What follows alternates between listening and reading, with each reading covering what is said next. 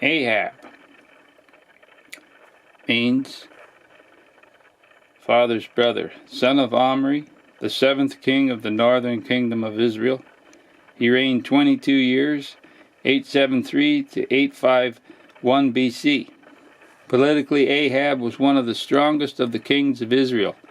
In his days, Israel was at peace with Judah and maintained her dominance over Moab, which paid a considerable tribute. 2 Kings 3, verse 4. He went into battle on 3 different occasions.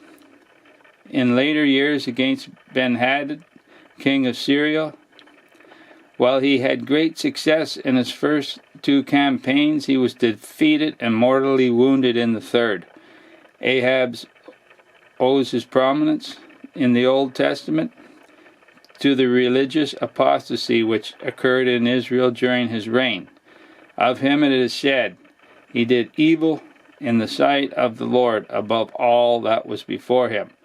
1 Kings 16, verse 30. His marriage to Jezebel, daughter of the king of the Zidonians, was politically advantageous, was religiously disastrous.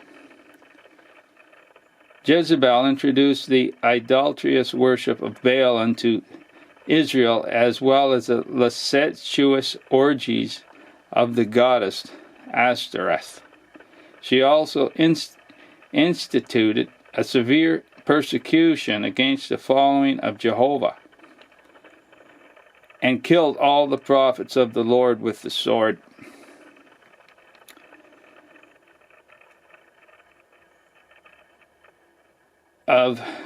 Except 100 who were hidden by Obadiah. 1 Kings 18, verse 4.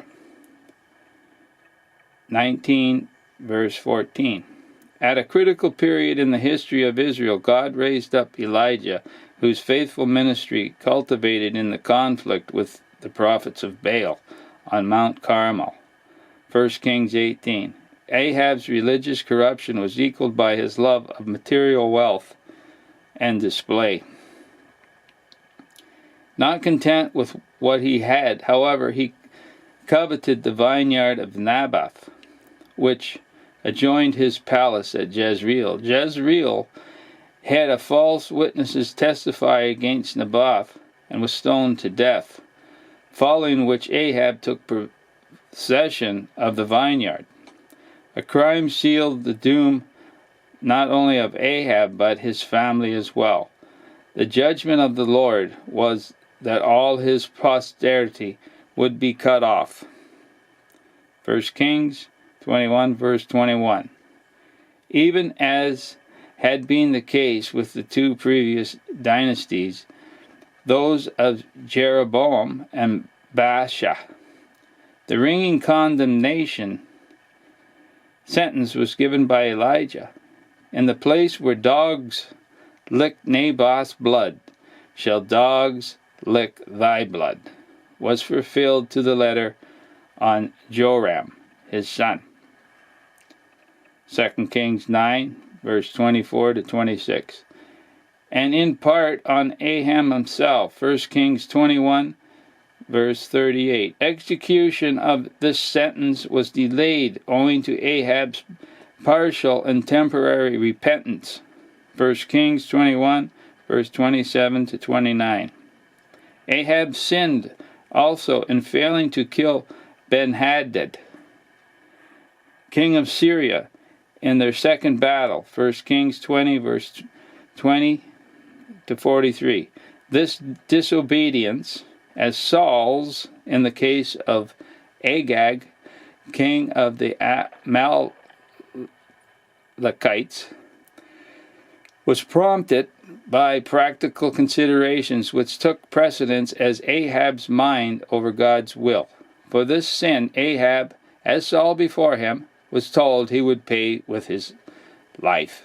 3 years later, he went into battle, accompanied by Jehoshaphat, king of Judah, in an attempt to recover Ramoth Gilead from the Syrians. He was mortally wounded by an arrow shot by one who drew a bow at a venture.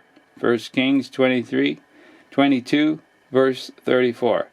Ahab's character was succinctly summarized by the historian. There was none like unto Ahab, which did sell himself to the work of wickedness in the sight of the Lord, which Jezebel his wife stirred up. 1 Kings 21,